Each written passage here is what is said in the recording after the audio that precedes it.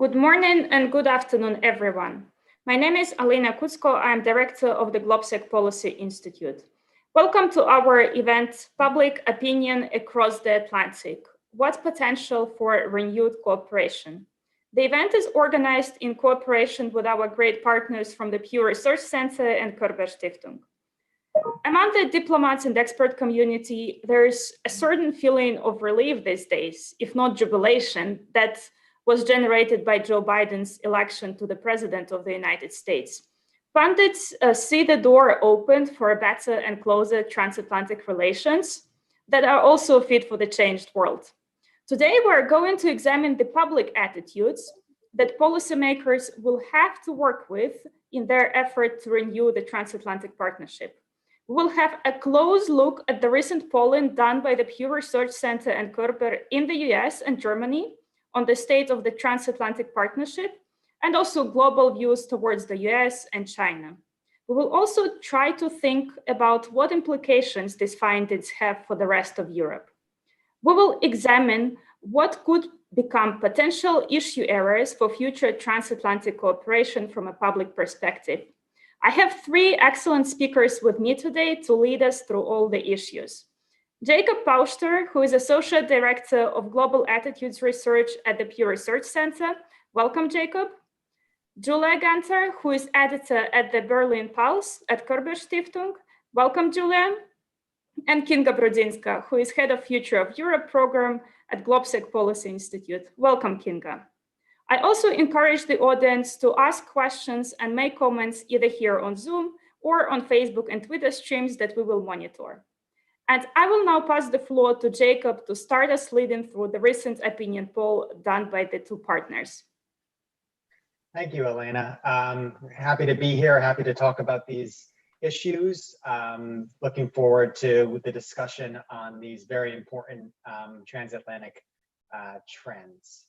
So let me just share my screen.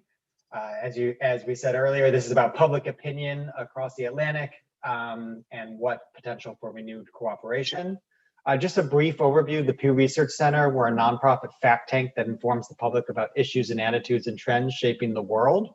We're a subsidiary of the Pew Charitable Trust in the US, and our goal is to generate a foundation of facts to enrich public dialogue. So this is exactly what we like to do. This is the exact arena where we like to talk about these issues and about what the people think about these foreign policy issues. The surveys that we're going to talk about today, one of them is in conjunction with Körber-Stiftung, which was done in the fall, although they also did a follow-up survey in November. You're also going to see data from our 2020 Global Attitudes Survey. This was conducted in the summer of 2020 across 14 countries, telephone interviews in mostly advanced economies. We had intended to do a 50-country survey this year, but unfortunately with the pandemic, we weren't able to do surveys in countries which we do face-to-face interviewing. So a little restricted in terms of what we did this year, but still a broad sort of look at attitudes towards China and the US and the balance of power. So first, let's talk about US-German relations, transatlantic relations, and especially how it relates to China, which is, I think, an issue that sort of overlooks a lot of these polling that we do because it's on the minds of a lot of people. So one important sort of background information is that Americans are really positive on the relationship with Germany, but Germans are not positive. Now, I will say the German number was taken before the US presidential election, but still you've seen over the past 4 years that while Americans have sort of gone forward in thinking that the relationship with Europe and with Germany in particular is going well, 74% say it's going good. Germans are almost the exact opposite, with 79% saying that the relationship is bad, up in the 4 years of the Trump administration. So you see, we start off here, at the end of 2020 with sort of a divergent view of the relationship. But this also applies to sort of the policies that the US and Germany can partner on.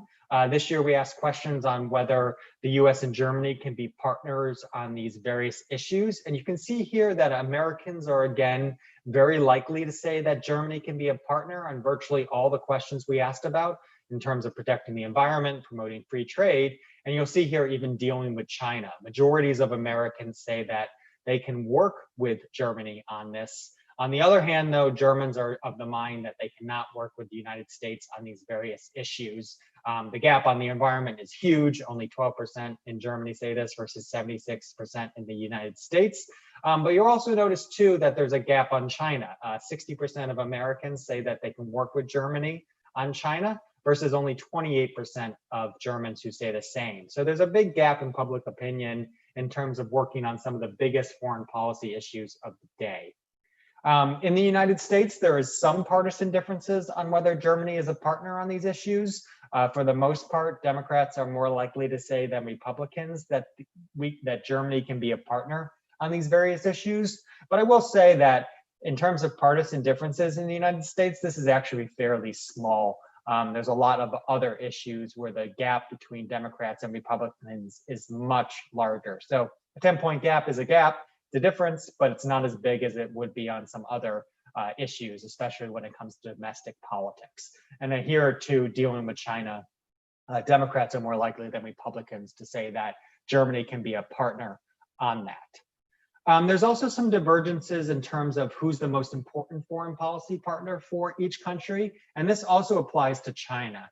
So for example, in the US, most Americans say that the UK is the most important foreign policy partner for the United States, 27%.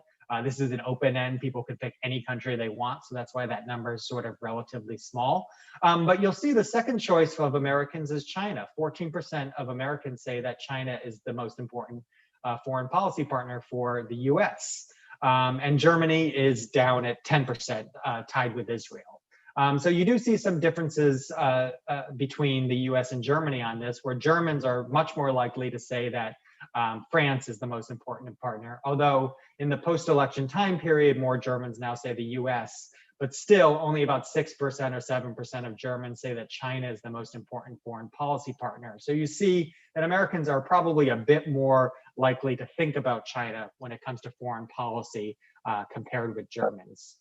There are partisan differences here in the US as well. Both Democrats and Republicans say the UK is the most important foreign policy partner, but Republicans are much more likely to say that Israel is the most important foreign policy partner than are Democrats. But also Republicans and Democrats are equally likely to say that China is the most important foreign policy partner. They're also equally likely to say that Germany is the most important foreign policy partners. So some interesting partisan differences in the US on this question. Another interesting thing that we found when it comes to China is that this year, there's been quite a strong movement towards both Americans and Germans saying that each other are more important to have a close relationship with when it comes to foreign policy compared with China. So earlier this year, even only about 37% of Germans and 43% of Americans said that each other is more important, and about equal numbers said that China, a close relationship with China, was important. But in the most current data from September, majorities now say in both the US and Germany that that it's important to have a close relationship with each other, versus only about a third or less who say this about China. So this shift is pretty dramatic, and it shows something about how people in both countries view China, which I'll get to in a second. The other interesting thing about this question is that there's a pretty dramatic age difference in the United States on whether to have a close relationship with Germany or China. 18 to 29-year-olds in the US are more likely to say that China should have a close relationship with the US versus Germany. But when you look at those who are older in the US, they're more likely to say that Germany should have a close relationship with the US than China. So this age gap also has implications for the future of transatlantic relations. It looks like younger people are more tuned into China and potentially trans-Pacific relationships than they are with Germany. So that has a lot of implications for the future of transatlantic relations. Switching gears to our summer global attitude survey. Again, this was done in 14 countries, so it's a little more complete, mostly European countries, but also some Asia Pacific and North American countries.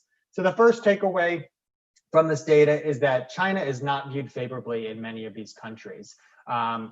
Great majorities in all the countries that we surveyed including US, Canada, Sweden, Denmark, Italy, Germany, Spain. All these countries, majorities have negative views of China. And this has been true for many years, but it's actually gotten more negative over the last couple years.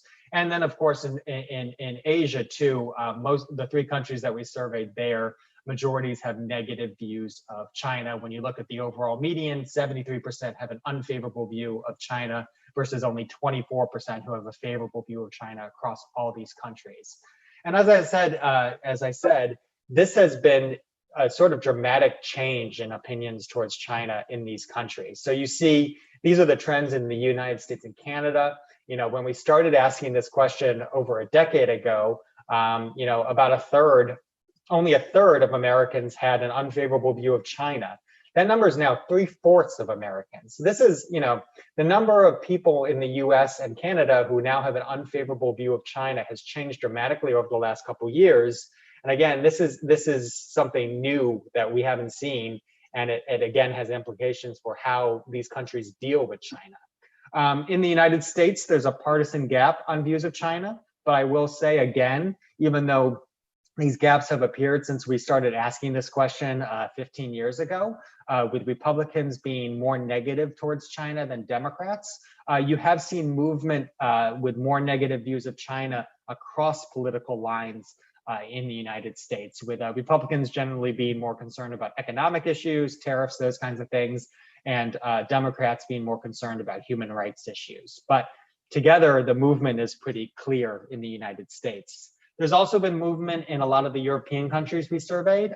For example, in our most recent survey, 71% of Germans have an unfavorable view of China, 74% of Brits have an unfavorable view of China, 70% of French have an unfavorable view of China. So it just keeps on sort of displaying itself in all the countries we survey that views of China are just not particularly rosy right now. And then what are the reasons for this? One thing we can point to is the coronavirus outbreak. Most say that China has not handled the coronavirus outbreak well. 61% across these 14 countries say that China has done a bad job of dealing with the coronavirus outbreak versus only 37% who say that China has done a good job. On the other hand, Americans fare even worse. Only 15% across these 14 countries say the US has done a good job of dealing with COVID-19. And this is in contrast to what people rate in their own country, how they rate the WHO, and how they rate the EU, which are generally given positive ratings for how they dealt with COVID. I should have prefaced this before I started talking, but this was done in the summer. So this sort of represents after the first wave, not necessarily how people think right now. In fact, we're going into the field with another survey soon to sort of see how these views might have changed in the interim time period, the last couple months. I will also point out that China is seen as the dominant economic power in many of these European nations. We ask who's the world's leading economic power, and we give people choices of the US, China, Japan, or the countries of the European Union. And in every country, people either choose the US or China. But in the most recent years, more and more Europeans are saying China is the world's leading economy. People in the Asia Pacific still say the US is mostly the world's leading economy, but this is also another change where people are starting to see China as the leader of the world when it comes to the economy, even as sort of views of China overall have become more negative, a very interesting divergence there. And this also comes in at a time when American image is really low. Across these same 14 countries, majorities in most of these countries have an unfavorable view of the United States, including 70% in Germany who have an unfavorable view of the US. A median of 65% across the European Union countries have a negative view of the US. And even in places like Japan and Australia, which have it's been positive towards the United States, but negative towards China. In this current year, they're negative towards both. And again, the fact that the two world's leading powers are both seen negatively across these sort of advanced democracies says a lot about the state of the world. And as I said earlier, these are favorable views of the United States. Views of the US have also fallen, especially over the last 4 years. But when you look at it over the long term, besides the bump in sort of the Obama years, there has been a general decline in US favorability across many of the important allies and countries in which we survey, going back to the early 2000s. And this, again, has dramatic implications for how these countries interact with the United States. If they don't have a favorable view of the United States, what does that mean for the policy choices that we make? Finally, we also asked about world leaders in our summer survey. And here you see another sort of big divergence with Angela Merkel getting really high rankings across these 13 countries. This excludes the US. So high rankings in Europe, Asia Pacific, and North America for Merkel, relatively strong ratings for Macron, sort of mixed ratings for Johnson. Putin is not seen favorably by nearly any country that we surveyed. Again, this is only in these 14 countries that we could do telephone surveys in, although he doesn't get good ratings from most of the world either. But you see here that the leaders of the US and China get really poor ratings in basically every country that we survey. Again, sort of bolstering what we are seeing in our public opinion data, that opinion of the United States, China, has really, devolved over the last couple of years, and it, people do not see those two leading powers very favorably, but they do like Angela Merkel, and there are some areas where people around the world do see hope, and that's like in multilateral organizations, which they have positive views of. And there's a couple other sort of positive strains running in here, but overall, it's a pretty bleak picture when it comes to the world's two leading powers. So that's the end of my presentation. So I will stop sharing my screen and hand it over to Julia. Yeah, thank you, Jacob, for your presentation, and thank you, Elena and Kinga, for having me here for this event. I'm gonna share my screen too, and as Elena has already said, I'm the editor of the Berlin Pulse, the annual foreign policy publication of Körber-Stiftung, and by listening to Jacob's results and presentation, you have already seen some of our latest survey results, which we actually published recently in the new edition of the Berlin Pulse. Since Jacob has focused especially on US results, I will now focus more on results from the other side of the Atlantic, namely on results from Germany. And Jacob had already shown our methodology. I just repeat once again, because it might get confusing otherwise, that German data is actually based on two different surveys we conducted this year. The first one in September, and the second one in November from the 6th to the 10th, so after the US election. I also brought you one result from the United Kingdom, which is based on an online survey with 2,096 adults, and it was conducted in cooperation with the British Embassy in Berlin.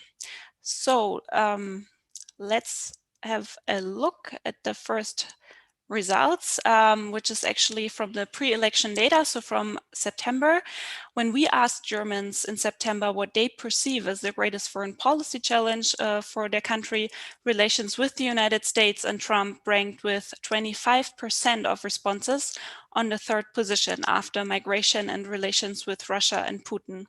And Germans, and this is a side note, aged 18 to 34 years, actually share this perception to a lesser extent. In this age group, only 11% of their responses refer to the United States and Trump. But as you can see in general, since 2017, this is not really a new development. The relations with the United States and Donald Trump have since then been perceived in the top 3 of greatest foreign policy challenges in the perception of Germans. However, this is a German, but not necessarily a European perception. I've promised you one result from the United Kingdom. Here it is. Only 7% of responses in the United Kingdom refer to the United States and Trump as a foreign policy challenges when the British were asked this question. One explanation certainly is that historically there have been closer ties between the United States and the United Kingdom, and that topics such as Brexit, as you can also see in the graph, currently rank higher on the agenda of the British. As you can see in both graphs, people explicitly named Trump, not only the United States, as a foreign policy challenge. And I brought you also a result from last year's survey, and what we already saw in our results from the 2019 survey is that from a German perspective, Donald Trump heavily influences the US-German relations. So in 2019, the impact of a potential re-election of Donald Trump on German-US relations was perceived as very or rather negative by almost 9 in 10 Germans. What we can also see from this year's results is the impression that the President Donald Trump particularly influences the German perception of the US, which can also be found in this results. Almost 1/3 of Germans said that Donald Trump influences their perception of the US. Of course, we do not know from this result, I'm showing you here, if this influence is rather positive or negative. But the next slide might give us an idea and might look familiar to you because Jacob has already talked about it. Germans describe the US-German relation this year much worse than Americans do. 79% of Germans describe it as bad, and this is an increase of 23 percentage points since 2017. And only 18% said that the relationship is good. And this is also by far the worst evaluation of the relation since 2017. Interestingly, here again, Germans aged 18 to 34 rate relations better than the older generations. And this perception, and you've also seen some of these results in Jacob's presentation, this perception and this low point of the transatlantic partnership was also reflected looking at different issue areas, while a slight majority of Germans perceived US as a partner on the protection of European security, and perceptions were nearly even in regards to Iran and preventing the country from nuclear weapons. However, on issue areas such as the protection of democracy and human rights, or promoting free trade, also dealing with China, and especially promoting the environment, a substantial majority did not perceive the US as a partner.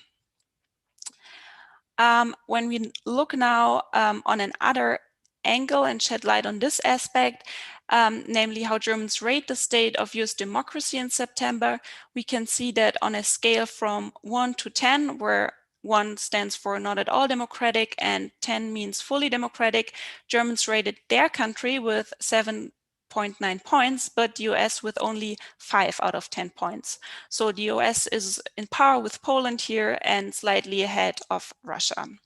So to summarize the previous slides, looking at it from different angles, from a German perspective, transatlantic relations were on a new low in September before the US election.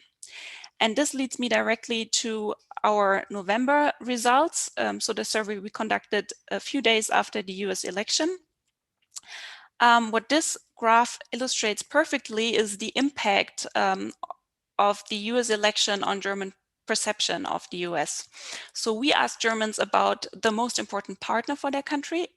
And as you can see, we already asked them the same question in April. We asked it again in September.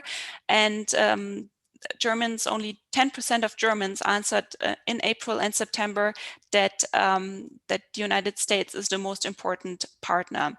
In November, however, after the US election, almost 1/4 named the United States as most important partner for Germany. Jacob told you that before, so this is not news to you. But interestingly, here gains were highest within adults aged 65 and older. There was actually an increase of 22 percentage points compared to before the election in September, and this was heavily on the expense of France. You can see that this is a general development. France lost in expense to the United States, whereas the increase amongst younger respondents rather stems from the fact that they kind of made up their mind, because in September, a lot of them answered that they do not really know who's the most important foreign policy partner for Germany. And now in September, this difference is reflected in an increase in respondents who said that actually the US is the most important foreign policy partner. There's also another impact which we can see from the US elections on the perceptions in Germany, and this is how it influenced their trust in US democracy. Every second German respondent said that the US election has rather weakened his or her trust. If we look at the transatlantic partnership, Germans have high expectations after the US election. A substantial majority, almost 8 out of 10, as you can see in the graph, think that the partnership has worsened under Trump, but will normalize again under President-elect Joe Biden. So it will be interesting to make a comparison next year if also the US-German relations have improved in the perception of Germans. Even if a vast majority expects a normalization of transatlantic relations, a slight majority, 51% of Germans, still think that Germany and Europe should become more independent from the United States. Here again, it looks a bit different for Germans aged 18 to 34. Numbers are actually the opposite. 46% are in favor of independence and 51% would prefer to rely on close relations with the United States. So what I would also like to discuss is one final point, actually the title of our event today. So how should we evaluate the potential of renewed transatlantic cooperation?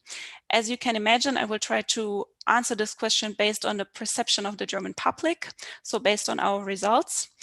And what might be a good first indicator for the potential of the future transatlantic cooperation is that Germans still believe in the international relevance of the United States. So after the US election, 72% of Germans said that the US will become more relevant internationally within the next 4 years, or at least remain as relevant as before. Another interesting aspect, and this is now from our survey result from September, is that a majority of Germans said already in September that close relations to the United States are more important than close relations with China. When we asked this question in April, as you can see in my presentation, results were quite different.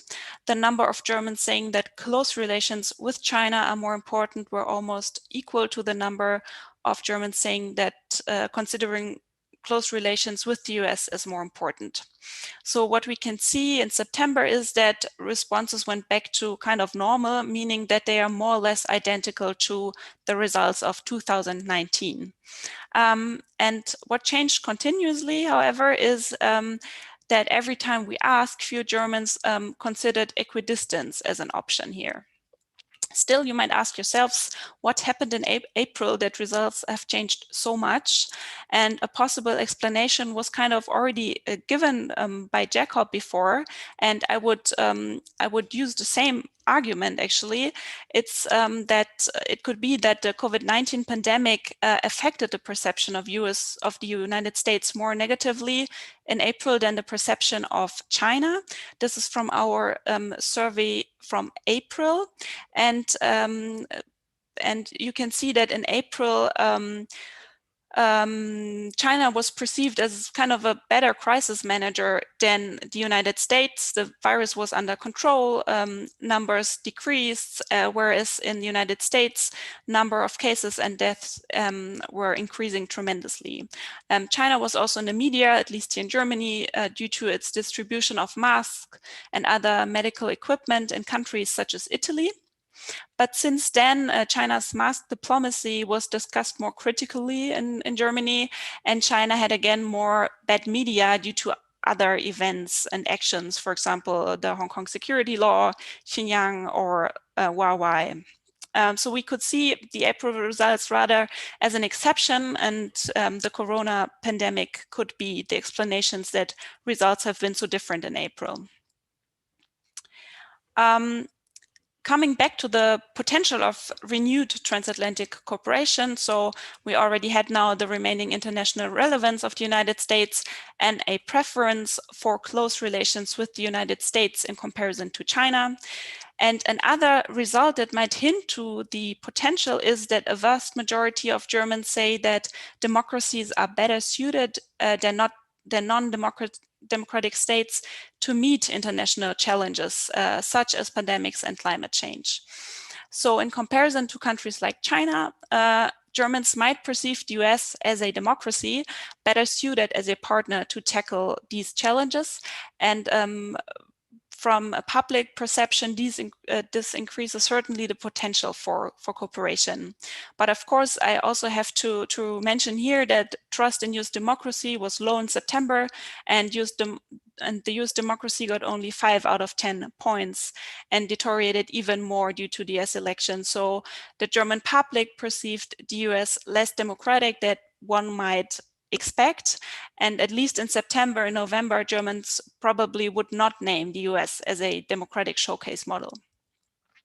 So from a public perception, these 3 aspects I just named could be a starting points for renewed transatlantic cooperation, even if the perception of the US-German relationship or partnership was on a new low in 2020. And to give another outlook and make this more concrete, I would like to take a final look on the partner question I've shown you before. In September, from the point of view of the German public, it did not look like there is much potential for transatlantic cooperations, looking again on these partner issues here. But we already know that with the incoming Biden administration, there will be most certainly a change in climate policy. There will probably also be a stronger focus on topics such as democracy and human rights. For example, Joe Biden is already promoting his idea of a summit for democracy.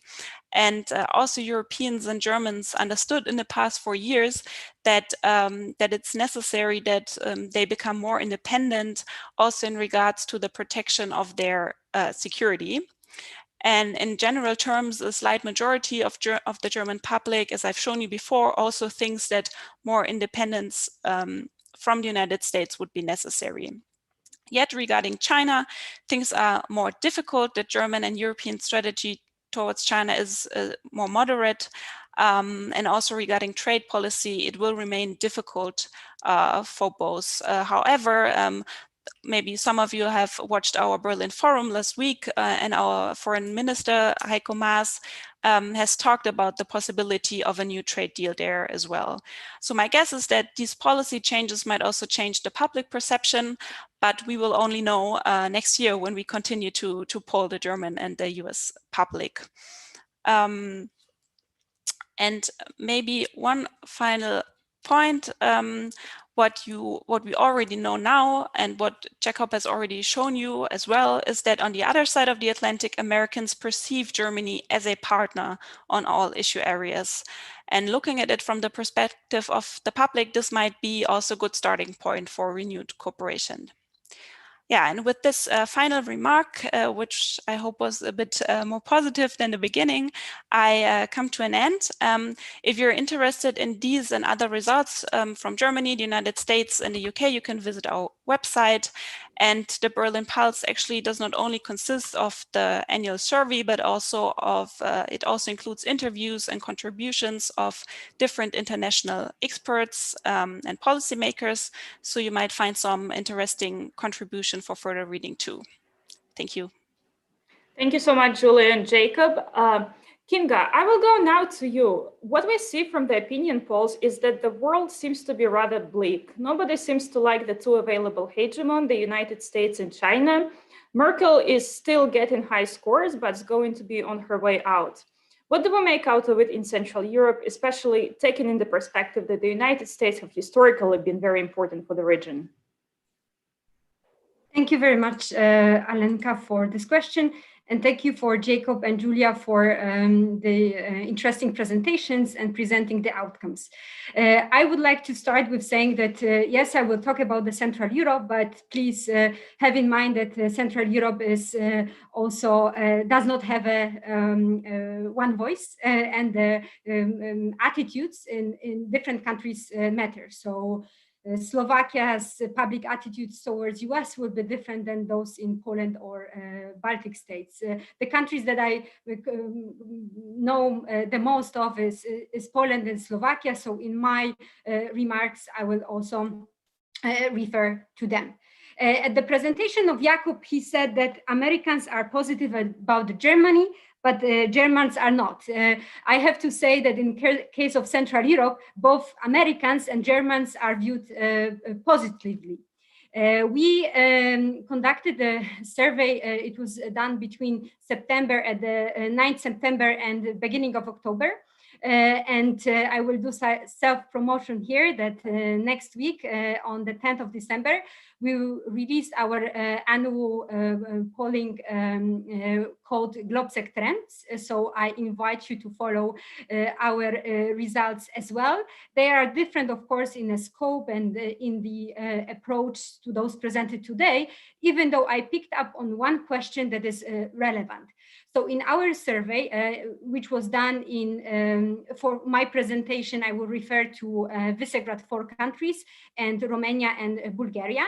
When we ask about the strategic partner of each of countries, the respondent said that the US was mentioned as a first strategic partner for Poland, 69%, and Romania, 50%.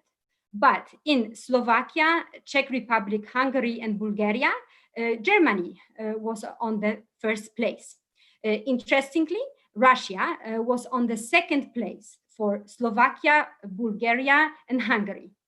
And in comparison or in contrast to the results in the US and Germany presented by my previous distinguished speakers, China and France get quite a low ratings in Central Europe.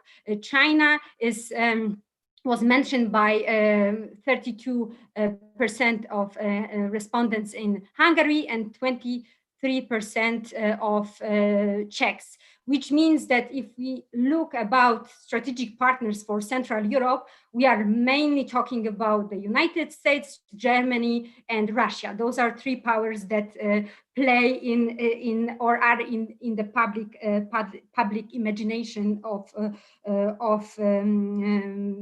thinking about partners. Second remark in reference to what also Jacob said, that US has a mostly negative views. I would welcome you and invite you to do the polling as well in Central Europe, because from what I saw in your survey, you were mapping Western European countries. So if you will get some Central Europeans, you will probably have more positive results. And here I will then move towards my third point and refer to the publication that Julia also mentioned, the Berlin Pulse. I also invite you to read it. It's a very interesting publication. And when I took the index, I have to say that my attention was given to a title of one of the chapters or the opinion piece, transatlantic relations.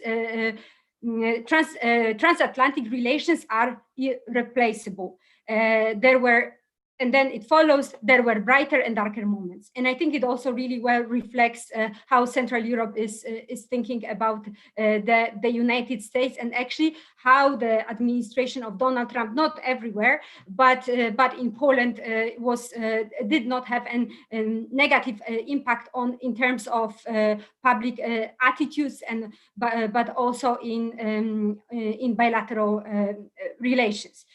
You might think why it happened. For example, in terms of Poland, giving the current administration of government in place, Donald Trump policies help to validate the line or direction of the government in Poland.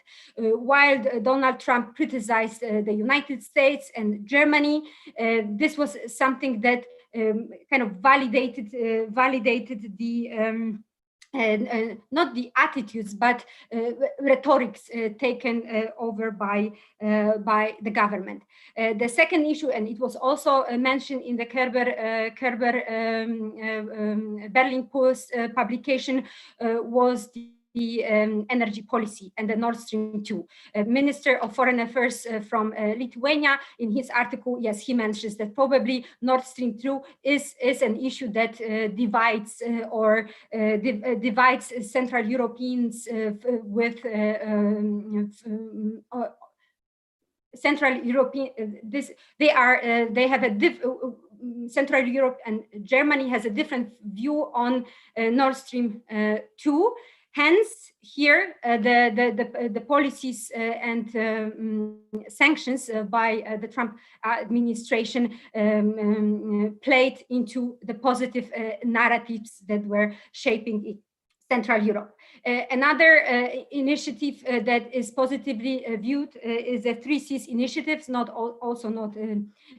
everywhere, but this is something that basically is that is helping some governments to shape their policies, not in competition, maybe as a additional to European Union structural funds, but something that is helping the region.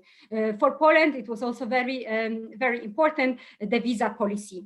Poles, to compare with other countries in the region, was waiting for a very long time for the visa-free policy, and this happened during the President Trump administration, and it had a huge impact on the attitudes of general public. This is something that always distinguished Poles or made Poles feel worse than other Western or Central European countries, the fact that that the visa policy was in place. So this for sure was a important element.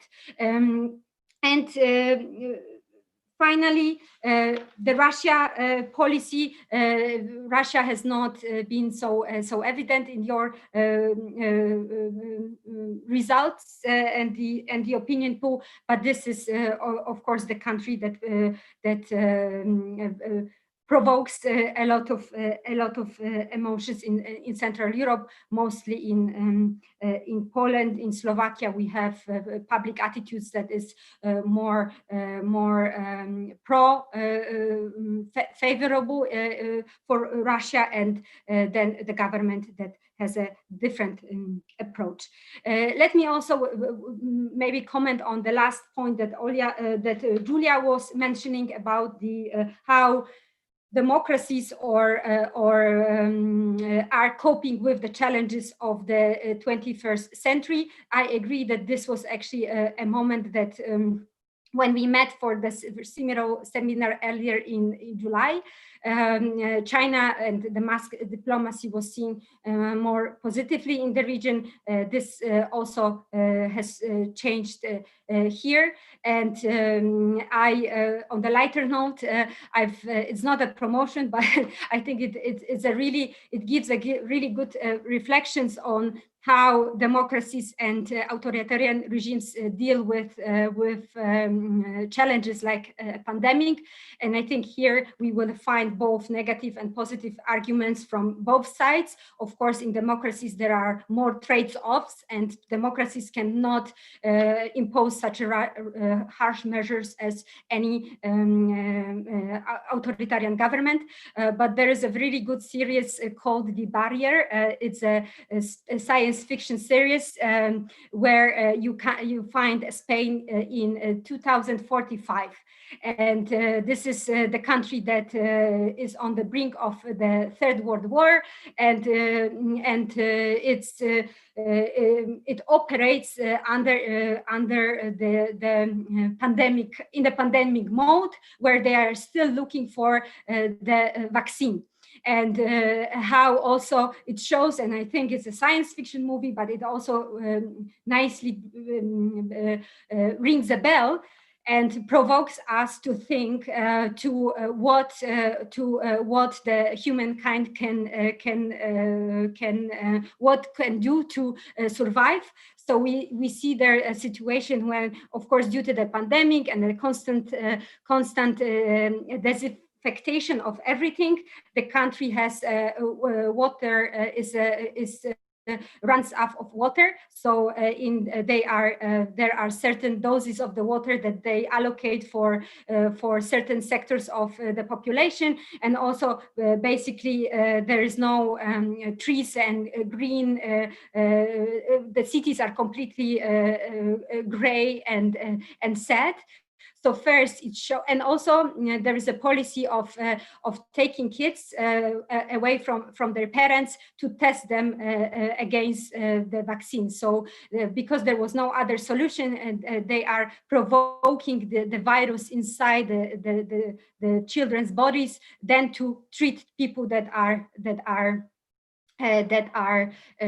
sick. So my takeaways is first that if we don't control the pandemic, if we don't fight the climate change, the consequences might come sooner and faster, and they might be more dramatic than we can imagine in 2020.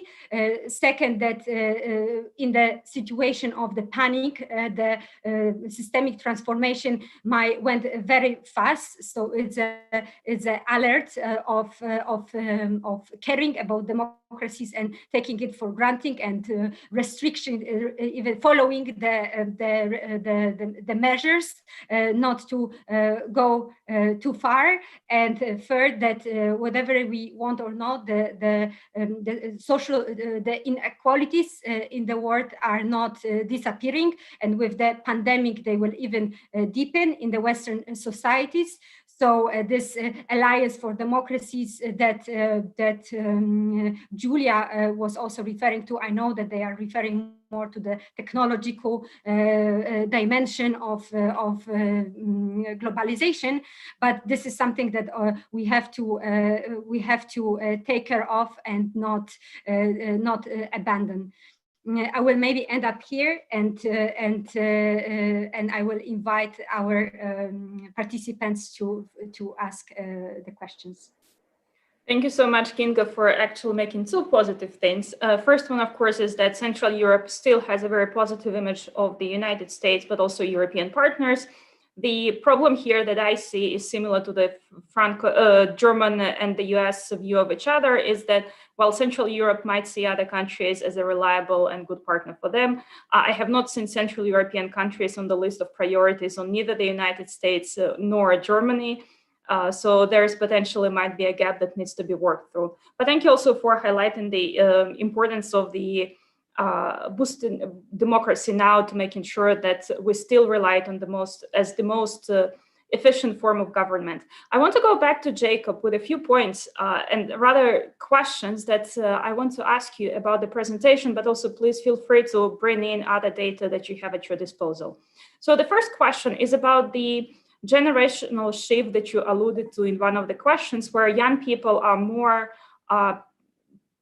kind of leaning towards seeing Asia as not just a more reliable partner, but also the partner of the future. Potentially that can be said also about the demographic dimension, that the Europeans were among the earlier migrants to the United States, but this generation is getting a bit older. We also see it in Central Europe. So do you see that transatlantic relations is the heritage of the past that we need to stop thinking about as a priority and start thinking about US-Asian or Europe-Asian partnership as the partnership of the future?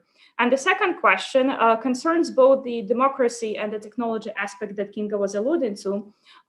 Julia mentioned that Germans in general, overwhelmingly about 87% think that democracy is the most efficient form of government that can best respond to challenges.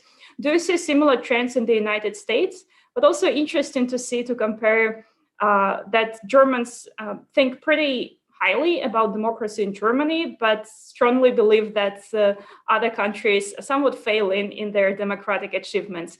How do you see this from the point of view of the United States, but also other countries that you poll? Great, thank you for those questions. For the first one on age, we've seen over the years that younger people tend to be a bit more internationalist, more globalist, more favorable of other countries than older Americans. So this is something that's held true no matter what country we're talking about, whether we're talking about China, Russia, Germany, whatever, younger people tend to be more positive towards the international system. They tend to be more likely to say that cooperation, for example, would have helped deal with the coronavirus. They're more positive on the UN. So all these aspects lead me to believe that younger Americans are more internationally oriented than potentially older Americans. But as you said too, they also tend to look, when you go to the binary relationship between China and Germany, tend to be more focused on China. They tend to see, Asia as the place where more so than older people. The numbers are pretty close actually. It's not like younger people are far more likely to think about China. They're just more likely than older Americans to think about China. So, I haven't seen much that, says that this is a pattern that is like set in stone. But I think China has an outmoded effect on Americans. They see it more likely. There's bigger trading issues. And, a lot of the background for how Americans view China is in terms of the economic policies. It's about, for years it was about lost jobs, the debt, between the two countries. Now it's more about tariffs and IP issues. But yeah, Americans generally do see China as sort of like more likely to be the world's leading economic power than they say about the European Union or other countries. So it seems to be more on young people's minds in the US. To the second question, when we ask people around the world about democracy in general, they're pretty positive on the general concepts. People want to live in a democratic system. They generally like, the idea of being able to vote, of having elected officials listen to what they have to say. On the other hand, there is evidence that in many countries, people are not as satisfied with democracy as they were in the past. This is not just in the United States, and it's in other countries as well. And we also see that people, even when we ask about the United Nations or when we ask about, whether elected officials care, there is some skepticism that elected officials really listen to people, or that they will take the interests of citizens into account when making decisions. So there's a lot of, I'd say, skepticism about how democracy operates these days, not necessarily the basic underlying factors that go into democracy, freedom, the ability to sort of choose your own life, the ability to vote. Those people like that no matter where you ask that question. But there is some, there are some questions about the efficacy of democracy, both in the US and in other countries. And in the US, it's very partisan. We see massive shifts in public opinion over the last couple of weeks even, where all of a sudden Republicans are much more pessimistic about the future of the country and Democrats are much more positive. Not much has changed in terms of the overall trajectory of the United States and economic policies, but there was an election and that changes people's minds. So partisanship, polarization, these are really issues that can hold back any, kind of unity on a lot of these public opinion issues that we ask about. Thank you so much, Jacob. Julia, and a few questions for you. First, I was wondering whether you have any data or can derive any conclusions from the data you have about Germans' willingness to fill the void of a good leader in the world. If we have the United States and China that are not viewed so positively, a lot of people are saying that Germany should step up and take up more responsibilities and be a more responsible leader in the world. Do you feel that this sentiment is also shared among Germans themselves? And do you see the readiness for Germany, for German public to support their government in taking up more active role internationally? And then going a little bit into more specifics about the specific policies where the United States and Europeans writ large, I mean, not just Germans, but maybe broader European Union can cooperate. You highlighted a few areas. Security is definitely one of them. So I was wondering whether in your opinion, the discussions on the European strategic autonomy had any impact on the German public opinion, or it's still more of a very nerdy type of exchange between experts and the governments, or there are some significant shifts among the Germans themselves on how much Europe can move into this logic of being less dependent on the United States. And final question also on the details of the policy. Technology was mentioned as one of the areas where there can be more work done, but I wonder what you think about the fact and about the potential shifts in public opinion when we go into the details. For example, when Europe will start taxing American companies, and maybe we will find out that we are not able to agree on data sharing or other issues, whether technology will still become something that is seen as a potential area of cooperation. Thank you, Elena, for your questions.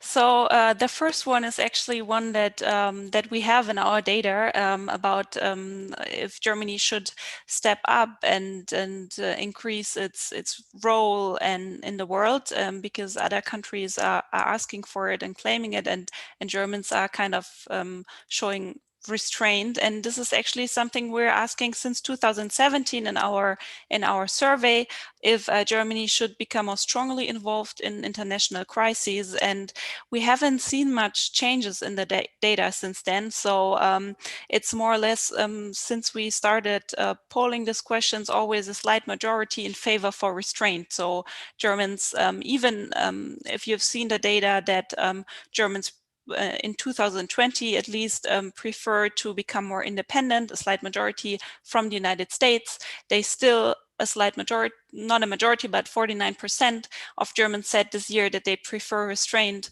and not more strong involvement. So I think concerning the German public, they haven't changed their opinion much. Maybe these two results are really opposing each other. But I think there has been a change and so far, and this already connects or leads me to your second question about the strategic autonomy in the German public, and also in Berlin, in the German government. Maybe you followed the ongoing discussion between our defense minister Annegret Kramp-Karrenbauer and the president of France, Emmanuel Macron, about if Europe still needs America, which is actually the point of our defense minister. I mean, strategic autonomy is a French idea, basically, especially. So there has been an ongoing discussion about that. And I think what the German public thinks and what might be reflected in this opposite two results I've talked about before is that, and what was also reflected in the debate and the discussion of Annegret Kramp-Karrenbauer, our minister, is that Germany can become Germany and Europe can become more independent from the United States, but still the United States remain a partner. So so I think this is actually also what Germans could think, that maybe in the future relations will improve with the new President-elect Biden. The German public thinks that transatlantic relations will normalize, but still what we have learned, and I think also the German public, not only policymakers, have learned this in the past 4 years, is that we need to become more sovereign, more independent from the United States. And I think this is something that is also reflected in the numbers that the German public has made up their mind in regards to the United States, at least. And concerning your last question, I mean, there is several efforts in Brussels to continue with the taxation of big tech companies in the United States, and I think still it can. I mean, we need cooperation in all these areas, even if Brussels continues with this course. So, yeah. It's not something. Sorry, it's not something we have specifically asked in our question. So I have no data on that. Thank you so much, Julia. And I want to, because we'll need to slowly start wrapping up, and I want to finish with Kinga and maybe ask you both a very big question, but also a very specific question. We talked a lot about democracy and its sustainability and whether people like it or not. And as Jacob outlined, is that in principle, everybody likes democracy. We are not that happy with how effective it is in terms of satisfying individual needs. We have this debate in Central Europe unveiling through the prism of the European budget and the Polish and Hungarian veto of the European budget because of the rule of law provisions. What's your take on the prospects of democracy in the region and in Europe, given this kind of dichotomic situation where on the one hand people would like more democracy, on the other hand we do not always necessarily understand what it means in practice? Thank you, Alenka, for this question. And I hope we would also have time for Julia to reply. I would tell you why. Yeah, I think that the rule of law and adherence of rule of law in the EU member states is being decided now.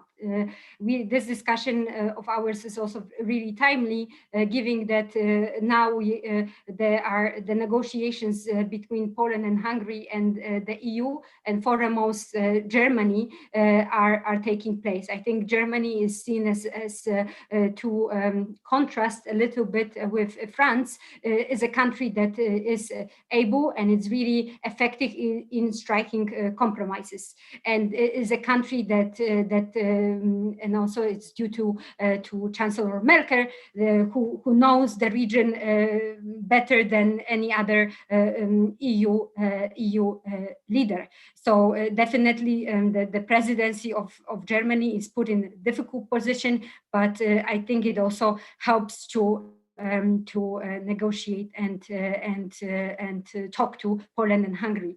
If you ask me about my predictions, I was wrong in the past about the veto, so I don't want to. I think the verdict is still out. I do hope the consensus will be reached next week, if not by the end of the year. But given the experience and the history of developments in Hungary, if the EU will, if the member states 25 will let Poland and Hungary to decide for them, this will shake the European project in the future. And I will maybe conclude with the global alliance of democracies of the 10 concept. I think it's really interesting that we started again to talk about this concept, and having it in addition to NATO but also the OECD. This can be a platform that can be useful to help us to solve the problems of today and tomorrow. Thank you so much, Kinga. Thank you very much, Jacob and Julia. Unfortunately, we suddenly ran out of time, but that only means that we need to have another discussion soon. Indeed, the world seems to be bleak, but also there are silver linings. The fact that more people are interested in transatlantic cooperation, more countries are interested in doing more for the world and step up its role, and we do understand what it means. So with that, I would like to thank you very much also the Pew Research Center, but also Körber-Stiftung for a partnership for this event. Thank you, Jacob and Julia. And we do hope to see you all again soon at this format or another one. Thank you all very much and have a wonderful evening. Thank you.